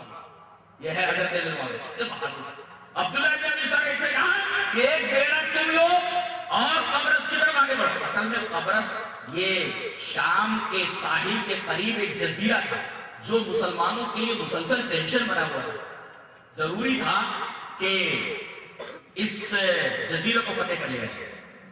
لہٰذا حضرت معاویہ رضی اللہ تعالیٰ عنہ نے عبداللہ ابن ابی سرح کو ایک ڈیرا دے کر کے اس طرف بھیجا اور کہا کہ میں ایک ڈیرے کے ساتھ آ رہا ہوں، اور قبرص فتح ہوا اور تقریباً 60,000 دینار سالانہ ٹیکس عائد کیا گیا کہ اتنا قبرص والے دیں گے۔ اب یہ اسلامی مقبوضات میں آ گیا، اسلامی مفتوحات میں آ گیا اور وہاں سے لوٹے۔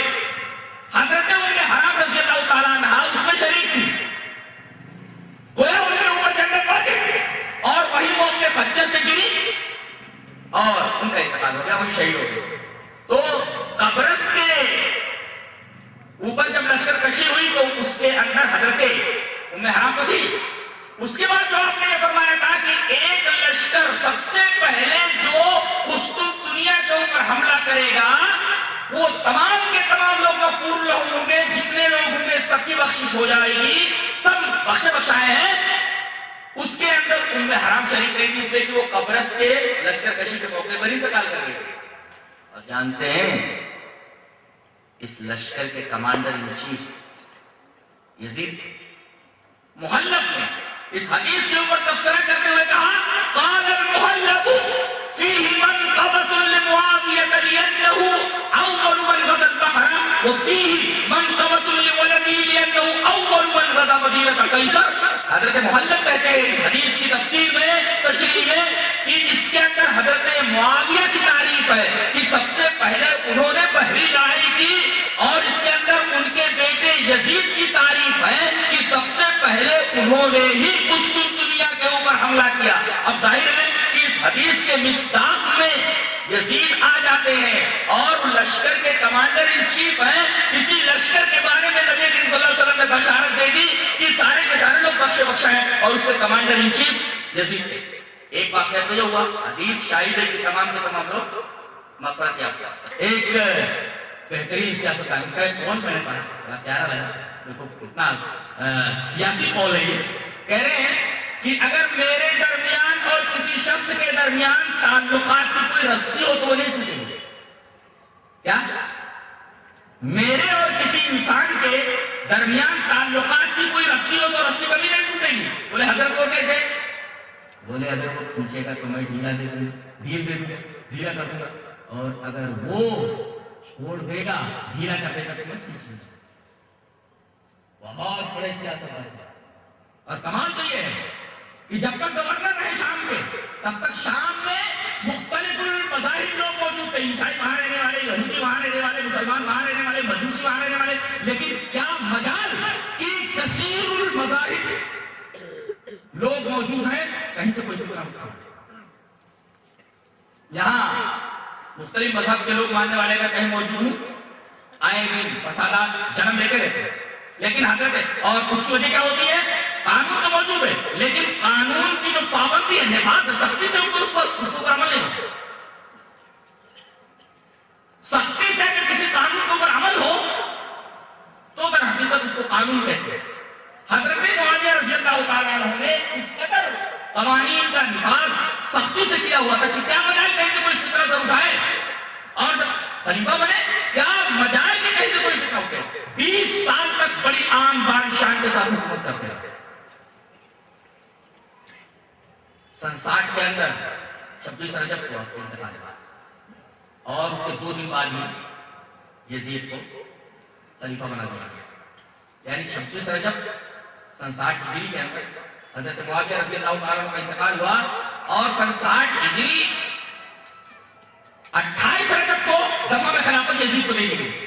لوگ کہتے ہیں لوگ جو کچھ کرو گے اللہ اس کو معاوضہ نہیں کرے گا. یہ ہے بدریین کا مقام. اس وقت جتنے بھی بدر کے اندر لڑنے والے لوگ موجود تھے ہر ایک کی بڑے احسان پہ یزید کے اوپر. اگر یہ اتنا ہی غلط آدمی تھا تو تمام صحابہ کرام رضوان اللہ تعالیٰ علیہم اجمعین جو ایک ناحق بات کو کسی طرح گوارا کرنے کے لیے تیار نہیں ہوتے تھے، اتنی بڑی بات کو کیسے گوارا کر لیتے؟ قطعاً گوارا نہیں کر سکتے تھے. اعتراض کیسے اٹھتا؟ لیکن ہم لوگ دیکھ رہے ہیں کہ کسی نے کوئی اعتراض نہیں کیا. حضرت حسین رضی اللہ تعالیٰ کے بارے میں معلوم ہوا انہوں نے بیعت نہیں کی.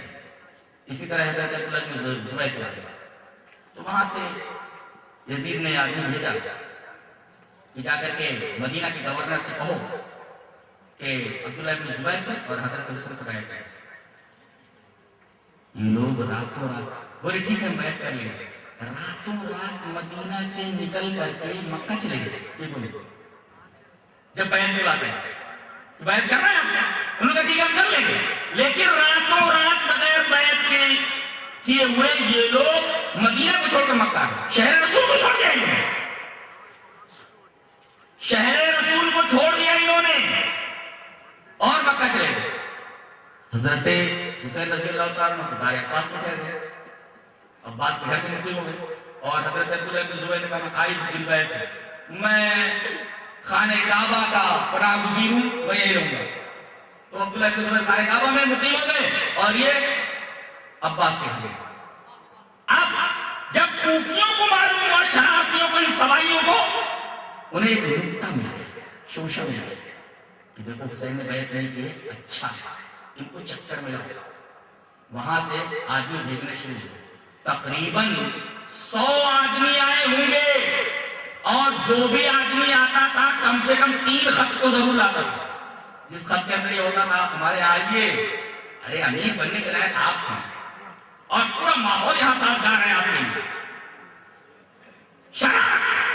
حضرت حسین رضی اللہ تعالیٰ عنہ ان خطوط کو دیکھ کر کے پہلے تو خاموش رہے، لیکن خطوط کا سلسلہ جب بڑھتا چلا گیا تو آپ کنفیوژن میں آ گئے۔ اب انہوں نے جانے کی تیاری کر دی، تمام صحابہ کرام کو منع کیا کہ آپ مکہ سے بالکل نہ نکلیں، آپ کے والد محترم کو ان لوگوں نے بہت پریشان کیا، زندگی میں رلایا ہے، آپ کے ساتھ وفا نہیں کرے گا، آپ کے پاس مت جائیے، کوفی لائی ہوگی وفا والے وفا نہیں کریں گے، یہاں مت جائیے۔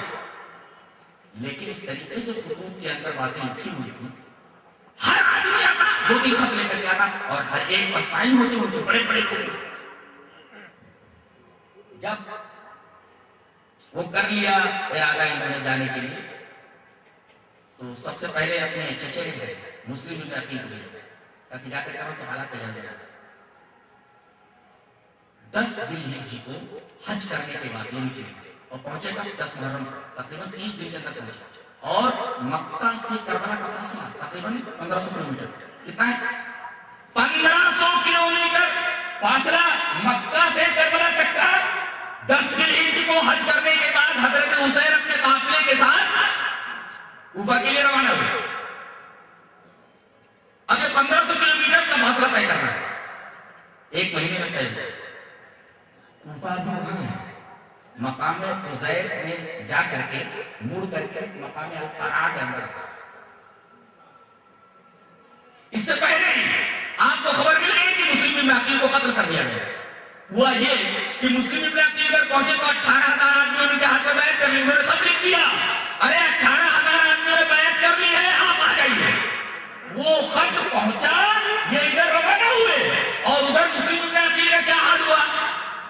جب یزید کو معلوم ہوا کہ مسلم ابن عقیل نے وہاں پر اسی طریقے کی بیعت شروع کر دی حسین کے نام پر، اور 18,000 آدمی بیعت کر چکے ہیں، فوراً اس نے کوفہ کے جو گورنر تھے نعمان بن بشیر ان کو وہاں سے ہٹا دیا، اور زیاد بن عقیل جو انتہائی سخت قسم کا گورنر تھا کوفہ کی تولیت اس کو دے دی۔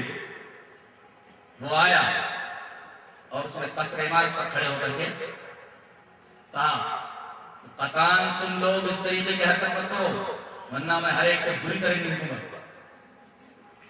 18,000 آدمیوں نے جنہوں نے بیعت کی تھی حسین کے نام پر حضرت مسلم ابن عقیل کے ہاتھ پر، تمام لوگوں نے قصر عمارت کو گھیر لیا، لیکن اس نے یہ کہا کہ دیکھیے پورے سسٹم سے تم 18,000 آدمی نہیں لڑ سکتے۔ بیچارے کچھ لوگ ہیں جو پورے سسٹم سے لڑ رہے ہیں، اور پرسوں سے لڑ رہے ہیں، کتنا نقصان ہوا، کشمیر کا بھاؤ بڑھا ہوگا، پورے سسٹم سے کیسے لڑ سکتے ہیں؟ آپ کے بخود مسلم نہیں، پورے سسٹم سے لڑ رہے ہیں، کہا کہ تم پورے سسٹم سے نہیں لڑ سکتے، ایک سے نمٹ لوں گا میں۔ 18,000 آدمی میں جانتے کتنے لوگ بچے؟ صرف 30 آدمی سب آگے۔ مسلم ابن عقیل وہاں ٹھہرے تھے، مختار ابن عبید کیا، مختار ابن عبید کو اپنے گھر سے نکال دیا، بعد میں یہی مختار ابن عبید ہے جس نے نبوت کا دعویٰ کیا، اسی کا ٹھہرے تھے مسلم ابن عقیل۔ اور اس کے بعد ہانی ابن عروہ کہتا کر کے ٹھہرے، اس بیچارے نے سیدھا سادہ آدمی کا ٹھہرا لیا ان کو۔ اب جب وہاں 18,000 آدمی بھیڑ چڑھ گئی، 30 آدمی ہے وہ بھی ادھر ادھر بغلے جھانکتے ہوئے ایک دوسرے کی آگ لیتے ہوئے نکل گئے، تنے طرح 2 آدمی بچے، ہانی ابن عروہ جن کے گھر حضرت مسلم ابن عقیل ٹھہرے تھے، اور مسلم ابن عقیل، یہ ان دونوں کو قصر عمارت کے سامنے پھانسی نہیں دی، ان کو مسلم ابن عقیل کو اور ہانی ابن عروہ اتنا سخت گیر یہ گورنر۔ اس کی بات بتاتا ہوں، میں نے پڑھا یہ جب آیا جامع مسجد میں پہلے آتے تھے اور جمعہ کا خطبہ دیتے تھے، کون جس کو حاکم بنایا جاتا تھا کسی اسٹیٹ کا، اور کوفہ کا گورنر بنا کر بھیجا گیا وہاں کا سی ایم۔ اب اس کو خطبہ دینا تھا، بتانا تھا، فرمان پڑھ کر کے یزید کے قبیلے میں یہاں کا گورنر ہوں، نماز پڑھائی اس نے، نماز پڑھانے کے بعد اس نے خطبہ دیتے ہوئے غصے میں تھا کہ اس نے ہم کو صلاۃ چھوڑ دیا، اسی وجہ سے اس کے خطبے کو خطبۃ البطیرہ کہا جاتا ہے، خطبۃ البطیرہ، مارے غصے میں اس نے ہم کو صلاۃ چھوڑ دیا اور ڈائریکٹ تقریر شروع کر دی، اور کہا میں دیکھ رہا ہوں کہ بہت سارے پھل پک چکے ہیں، قریب ہے کہ وہ گر جائیں، منڈی کاٹ دی جائے گی۔ بہت ہی سخت گیر تھا وہ۔ کوفہ والے یہ سمجھے کہ یہ ایسے ہی بول رہا ہے، کچھ لوگوں نے کنکریاں پھینک دی، اس نے जितने भी अहलकार थे हुकूमत के, पुलिस बाकी जब मस्जिद दरवाजा बंद कर दिया गया। ये मस्जिद के अंदर एक कुर्सी लेकर के बैठ गया, जो आदमी जाता उससे कसम लेता। तुमने कंकरी फेंकी थी? बोले नहीं। तुमने कंकरी फेंकी? हाँ, खड़े हो। जितने लोगों ने कंकरी फेंकी थी वही सबका हाथ कटवा दिया। सुना सकते की। और कूफा के अंदर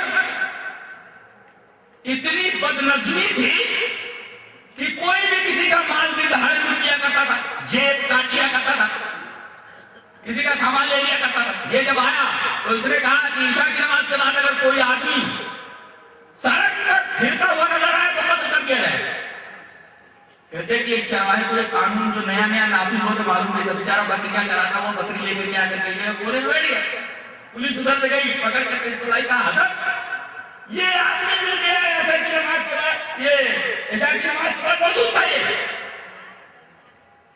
कहा कि हजरत मुझे आज इस कानून के बारे में मालूम, मैं गरीब चरवाहा, मुझे क्या मालूम, मैं पनाह लेने के लिए ईशा के बाद आता हूं, मुझे आपके इस कानून के बारे में होता तो मैं नहीं। कहा कि मुझे मालूम है तुझे बुरा है, मगर तेरे कत्ल में उम्मत का फायदा है, यहाँ तुझे कत्ल कर दिया जाएगा। कत्ल कर दिया। कहते हैं कि कूबा में अगर किसी का सामान पड़ा रह जाता, वो अगर एक दिन शाम तक 2 दिन के बाद भी अगर उसको याद आता, यार मेरा वहां सामान नहीं आता तो पड़ा रहता, यहाँ पे लगा। ये है कानून का निफाज। कानून का अगर निफाज सही नहीं हो, बच्चे हैं, बच्चियां हैं, घर है, पूरा घर बिगड़ गया। ये फितरत नहीं है, बल्कि फितरत ये कि समझने का मौका दिया जाए, सोचने का मौका दिया जाए। इसी वजह से एक मरीज की 3 तलाक एक मानी जाती है। जी अभी सोचने का मौका है, सोच लिया, 2 तरीके काम है, 1 तलाक तो गई गई, अब 2 तलाक और भी है। 3 तलाक अगर कहते तो 1 ही तलाक मानी गई। सोचने का मौका दिया जाए। फितरत यही है, उनको खतरीका के हलाले का मौका मुझे दिया जाए, ये को दिया जाए। बताइए, एक शहर का वाकया है, नाम नहीं बताऊंगा, हकीकी वाकया। एक बड़े आदमी ने अपनी बीवी को तलाक दी, लड़का था मुझसे जाकर के तलाक दी, लड़की बहुत खूबसूरत। अब मौलवी ने फतवा दे दिया तुमने एक मस्जिद के अंदर 3 तलाक की गोलियां काट दी हैं, 3 तलाक हो गई, अब हलाला कराओ। कहा हलाला कैसे कराए? कहा तुम मस्जिद के मस्जिद के इमाम। अब करा दिया गया उनसे, सुबह जब हुई तो तलाक देने की तैयारी नहीं है, तलाक देने के लिए जरूरत नहीं किया। तो इस तरीके से पूरी खानगी जिंदगी तबाह बर्बाद होकर के रह जाती है, सिर्फ इस वजह से कि मुफ्ती ने गलत फतवा दे दिया। रुजू करे तो नाक का मसला है। देखिए हजरत हुसैन रज़ियल्लाहु ताला अन्हु ने अपने इतिहास से उनको कहा कि मैं दमिश्क जाने के लिए तैयार हूं और मैं अपना हाथ यजीद के हाथ में दे दिया।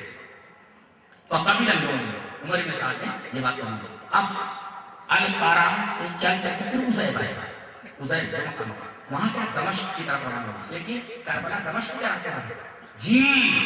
और इसी मकाम अल-कारा के ऊपर ये 50 आदमी वहां रुके हुए थे। वो 50 आदमी जो कूफी शरारती थे, हजरत हुसैन के साथ है, बाकायदा पूरे सफर में इनके साथ है, रास्ते में कुछ और लोग हो लिए थे। और ये 50 शरारती कूफा के वहां अल-कारा में, और खुद इब्न यजीद तमीमी के साथ 200 आदमी और आ गए। कितने फसादी हो गए? 50 को लेकर आ रहे हैं हजरत हुसैन को पहला पुजला के, और 200 आदमी और आ गए मकाम अल-कारा पर, 250 हो गए कूफी। अब उन्होंने कब ये मसला पेश कर दिया कि मैं दमिश्क जाना चाहता हूं, और ये 250 जो थे और इनके पीछे जो बड़े लोग थे, इनकी तो हालत खराब हो गई। कहा कि वो थैले जो है, 2 बड़े बड़े थैले हो गए जो हुदूद के हर एक पर साइन है। अगर ये हुदूद पहुंच गए यजीद के पास, सबकी गर्दन लग जाएगी। यार ये थैले कैसे मिले? लो 250 परेशान हो गए। अब हजरत हुसैन रज़ियल्लाहु अन्हु मकाम अल-कारा से उज़ैब आया, उज़ैब से आपको फिर दमिश्क की तरफ जाना। ये करबला दमिश्क का रास्ता है। ये करबला का हकीकत वहां एक अर्जुल कुफ कहते हैं, उसके इलाके में मकाम है, मकाम है अल-कुफर, कुफर का एक घेरा है करबला, बस वहीं जाकर के। और वहां मौजबुल बुल्गान लिल बराज़री का मुसन्निफ याकूत हमदी लिखता है कि 4 बड़े बड़े चश्मे थे, 4 बड़े बड़े चश्मे, 4 बड़े बड़े चश्मे, पानी की कमी नहीं थी। اور زمین اتنی زرخیز تھی کہ اگر تھوڑا سا کھودا جاتا تو پانی نکل آتا. کہنا کربلا کے اندر معصوموں کے اوپر پانی روک دیا گیا, بچے چلا رہے ہیں, بلبلا رہے. یہ لکھنے والا کون؟ مقتل حسین کا مصنف ابو مخنف. اور اتفاق سے کہتے ہیں درو گور حافظہ نہ باشا, جھوٹے کا حافظہ نہیں ہوتا. اس نے یہ لکھ دیا کہ سارے لوگ جب مار دیے گئے, علی اصغر مارے گئے, علی اکبر مارے گئے, قاسم مارے گئے, سارے کے سارے لوگ مار گئے, یہی بچے حضرت حسین. کہا کہ اب میں میدان میں آنے والا ہوں, لہذا وَأَمَرَ بِمِسْكٍ فِي جَفْنَةٍ عَظِيمَةٍ, ایک بڑے ٹب کے اندر کہا کہ پانی رکھو اور اس کے اندر مشک گھول دو, میں نہا کر کے پھر میدان میں گیا. یہاں پینے کے لیے پانی نہیں ہے مگر نہانے کے لیے پانی ہو رہی ہے. لکھ دیا اس نے دروغ کو حافظہ نہ باشا, جھوٹے کا حافظہ نہیں ہوتا. اب بتائیے بچے ترس رہے ہیں, پیاسے مر رہے, اور یہاں عالم یہ ہے کہ وہ امر بمسکین فی جفنۃ عظیمہ, ایک بڑے ٹب کے اندر کہا گیا کہ پانی رکھو اور اس کے اندر مشک گھول دو, میں نہاؤں گا. اس کے بعد نہانے کے لیے پانی ہے مگر بچوں کے پلانے کے لیے پانی نہیں. کربلا میں پانی روک دیا گیا. اچھا, جبکہ 4-4 5-5 چشمے ہیں, یعقوب ہمیں بھی لکھتا ہے, اور زمین کی زرخیز ہے اب کہ تھوڑا سا کھودا جاتا پانی نکل آتا. لہٰذا یہ پانی بند کر لینے کا جو معاملہ ہے یہ بالکل غلط ہے, اس کا کوئی ثبوت موجود نہیں ہے. اچھا, ابھی ہم مقام حذیف سے کربلا گئے, کچھ دور تک عمر بن سعد کا لشکر آیا. اب یہ ایک طرف حسین کا خیمہ اور پورے اہل بیت کا خیمہ, اور ایک طرف سامنے کھڑا ڈال دیا لشکر جو ان کو دور تک چھوڑنے کے لیے آیا. انہوں نے دیکھا عمر بن سعد نے کہ حسین کے ساتھ کچھ لوگ ایسے دکھ رہے ہیں جن کے پاس تلواریں ہیں, کچھ سنجید دکھ رہے ہیں, مشکور لوگ ہیں. کہا کہ یہ جتنے لوگ ہیں سب اپنی اپنی تلواریں دے دو, تلواریں کے ہتھیار دے دو. حضرت حسین نے کہا رہنے دیجیے, اپنے لوگ ہیں. اب دیکھیے اپنے لوگ ہیں. حضرت عمر بن سعد کو ڈاؤٹ ہو گیا تھا کہ حضرت حسین کے ساتھ جو 250 لوگ ہیں, کچھ لوگ ہیں وہ بالکل سنجید دکھ رہے ہیں, ان کے پاس ہتھیار ہیں. حضرت عمر کے ساتھ نے حکومت کے لشکر کے کمانڈر نے وہ ہتھیار لینے کی ضد کی, لیکن حضرت حسین نے کہا رہنے دیجیے, یہ ہمارے ساتھ ہیں. رات میں یہ 250 جو ہے کوفی یہ اٹھے اور انہوں نے وہ تھیلے کی تلاش کی جن میں سب کی سائنیں تھے, تھیلے نہیں. حضرت حسین رضی اللہ تعالیٰ عنہ کے خیمے میں جا کر حضرت حسین کو قتل کر دیا, علی اکبر کو قتل کر دیا, علی اصغر کو قتل, جو سامنے آیا اس کو قتل کر دیا. تھیلے نہیں ملے تو انہوں نے خیمے میں آگ لگا دیا. اس طرح تھیلے ہوں گے کہیں تو جل کر کے ختم ہو جائیں گے, وہی تھیلا انہیں لینا تھا. اس وجہ سے انہوں نے حضرت حسین کو قتل کیا. اب اس کے بعد رات کی تاریکی اندھیرے کا سہارا لے کر کے جب بھاگنے لگے, حضرت عمر بن سعد کے لشکر نے دیکھا کہ یہ کیا ہو رہا ہے. فوراً انہوں نے بھاگتے ہوئے لوگوں کو پکڑنے کی کوشش کی. 45 کوفیوں کو مارا انہوں نے جو بھاگ رہے, اور خیمے حسین کے لوگوں نے یہ سمجھا کہ کوفہ کے لشکر نے حملہ کر دیا, حکومت کے لشکر نے, اور ان لوگوں نے سمجھا ان لوگوں نے حملہ کر دیا. وہی ہوا جو جنگ کے جبل میں ہوا تھا, اور یہ سب معاملہ کوفیوں کا تھا. 1-1.5 گھنٹے کے اندر یہ سارا معاملہ ہو گیا. اب جب ہم کتابیں پڑھتے ہیں تو کہتے ہیں اب یہ آ رہے ہیں, اس کے بعد یہ لڑنے کے لیے آ رہے ہیں, اس کے بعد یہ ہو رہا ہے, تو گلے میں تیر لگ رہا ہے. ارے یہ دن کا واقعہ ہے نہیں, گھنٹے 1.5 گھنٹے کے اندر یہ سارا معاملہ ختم ہو گیا.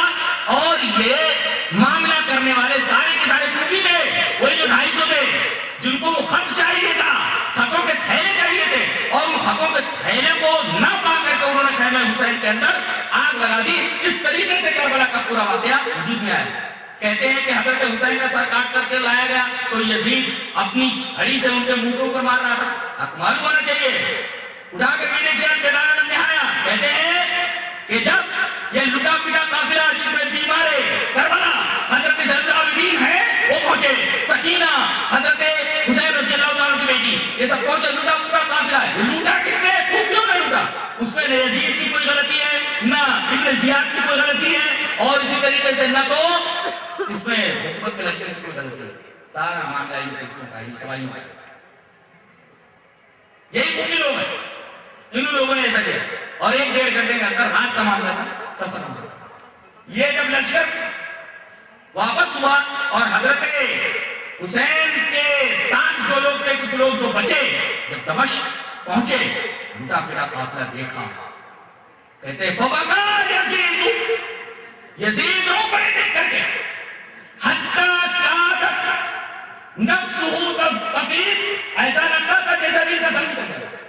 روئے کون؟ حضرت یزید۔ وہ بقا اہل الشام، اور آپ کے ساتھ جو شام کے لوگ تھے اتنا روئے حتی حالت رسول حتی حالت اسواتوں، یہاں تک کہ ان کی آوازیں بلند ہو گئی۔ لٹا پٹا قافلہ پہنچا، یزید رو پڑے، کہتے ہیں کہ وہ چھری سے حضرت حسین کے منہ کو مار رہا ہے۔ بالکل غلط ہے، یہ جھوٹی بات ہے، اور یہ ضرور آدمی ہے جن کو بیمار کربلا کہا جاتا ہے۔ بہت دنوں تک وہاں رہے، بہت احترام کے ساتھ ان کو شاہی محل کے اندر رکھا جاتا تھا۔ حضرت سکینہ تو آنے کا نام ہی نہیں لیتی تھی، وہیں پر ان کا مقبرہ ہے۔ ان کا حضرت سکینہ کا مقبرہ کہاں ہے؟ دمشق میں۔ اتنی محبت ان کو ملی، اتنا پیار ملا کہ سکینہ دوبارہ مدینہ آئی ہی نہیں، وہیں پر ان کا انتقال ہوا۔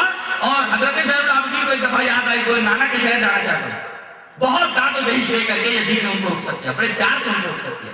اور خود یزید ان کے بارے میں موجود ہے کہ بڑے ہی بہادر، یہ پہلا آدمی دنیا کے اندر بڑے پڑا ہے جس نے چیتے کو ٹرین کیا تھا شکار کرنے کے لیے۔ بتائیے، جو چیتے کو ٹرین کروا کر کے چیتے سے شکار کروائے وہ کتنا بڑا بہادر ہوگا، شیروں جیسا دل رکھنے والا، شیر جیسا بہادر۔ اور داد و دہش میں بات کی طرح تھے حضرت معاویہ کی طرح، ان کا ایک گھر تھا مدینہ میں، دار یزید۔ جب آتے تھے تو مدینہ والوں کی چاندی ہو جاتی تھی، غربا فقراء جمع ہو جاتے، دونوں ہاتھوں سے لٹاتے، اتنی محبت کرتے تھے لوگ یزید سے۔ اور ان کی محبت کا عالم جب انتقال ہوا ان کا، ان کی مدت خلافت تقریباً کوئی 3 سال رہی ہے، اور ایک مقام ہے دمشق اور تزمر کے درمیان میں، مقام حوارین، وہاں پر انتقال ہوا۔ محبت کا عالم یہ تھا کہ مقام حوارین سے ہاتھوں پر اٹھا کر کے ان کی لاش کو دمشق لائے گئے، چند لوگ اٹھا لے رہے، عقیدت اور محبت اور احترام کا عالم یہ تھا، کسی چیز پر نہیں۔ وہاں سے مقام حوارین سے دمشق تک ان کی ناش کو ہاتھوں کو اٹھا کر لایا گیا۔ بتائیے، یہ کسی ایسے آدمی کے بارے میں اتنے جوش کا اور عقیدت کا اظہار کیا جا سکتا جو شرابی اور کبابی ہو؟ خود محمد بن حنفیہ نے یہ کہا کہ میں نے جو تم تذکرہ کر رہے ہو، میں نے تو ایسا کچھ بھی نہیں دیکھا۔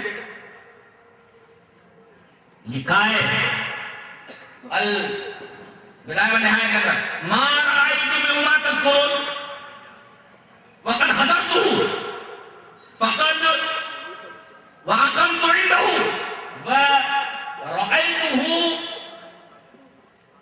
مواظبا على الصلاة متحريا للسنة يسأل عن الفقه وملازما للسنة۔ حضرت حسین رضی اللہ تعالیٰ کے سوتیلے بھائی محمد بن حنفیہ وہ کہتے ہیں جو تم بتا رہے یزید کے بارے میں کچھ ایسا ہے نہیں، میں تو ان کے یہاں ٹھہرا ہوا اقم تو نہیں دوں، میں نے دیکھا کہ وہ نماز سے پابند ہے، وہ اور نماز کے بارے میں بڑی سختی سے پابندی کرتے ہیں وہ، اور فقہ کے بارے میں، حدیثوں کے بارے میں وہ سوالات کرتے رہتے ہیں، اور سنت کے بڑے پابند ہے وہ، ملازمۃ للسنہ۔ یہ خود گواہی ہے حضرت محمد بن حنفیہ کی۔ یہ غبار تھا اس واقعے کے اوپر جس غبار کو محققین نے، مورخین نے، جن کو اللہ تبارک و تعالیٰ نے سمجھا واقعہ کی سماعت فرمایا، اس کے تعلق سے مسلمان بھائی بڑے حضور کے شکار ہیں۔ بہرکیف اب تھوڑی دیر اور صبر کر لیں کہ ہمارے مقرر جن کو آنے میں دیر ہو گئی، راستے میں بس جام لگا ہوا تھا، بس کی جام میں وہ پھنس گئے، میں ان سے گزارش اور تمام بھائیوں سے ایک بار پھر اپیل کرتا ہوں کہ اس کانفرنس میں جو کچھ اخراجات آئے ہیں 5-6 ہزار کا صرفہ ابھی باقی ہے، جاتے جاتے کچھ تعاون کرتے جائے۔ شیخ عنایت اللہ اصلاحی۔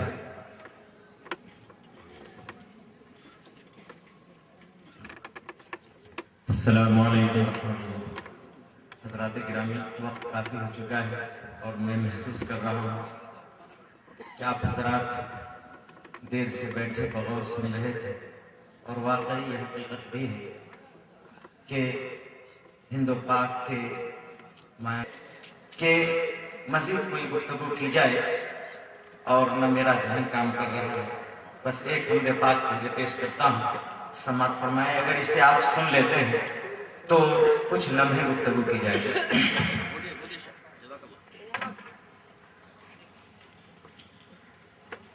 اے خدا سب کے خدا، اے خدا سب کے خدا، اے خدا سب کے خدا، اے خدا سب کے خدا، اے خدا سب کے خدا، اے خدا سب کے خدا، تیری حکمت ہے عجب ہے عجب تیری ادا، اے خدا سب کے خدا، اے خدا سب کے خدا، اے خدا سب کے خدا، اے خدا سب کے خدا۔